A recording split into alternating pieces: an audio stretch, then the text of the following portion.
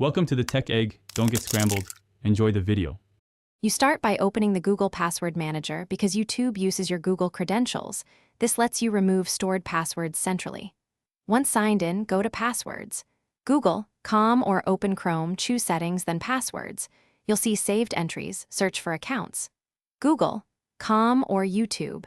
Tap the three dots beside the matching entry, then choose Remove or Delete to clear the saved credential.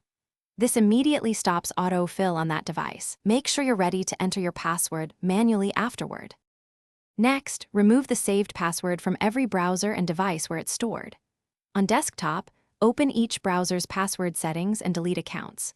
Google.com or YouTube entries. On Android or iOS, open Settings Passwords or the Chrome Apps Passwords section to delete entries.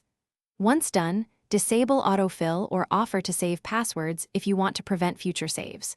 This prevents accidental restorage and ensures you control where sign-in info lives, because device-level copies can keep filling fields even after central delete. Finally, sign out and revoke sessions so removed credentials aren't reused. Go to your Google account security your devices and sign out of any unfamiliar or all devices. Then check app passwords and third-party access and revoke as needed. Once you've removed entries and signed out, clear browser cache and restart the browser to ensure no autofill remnants remain.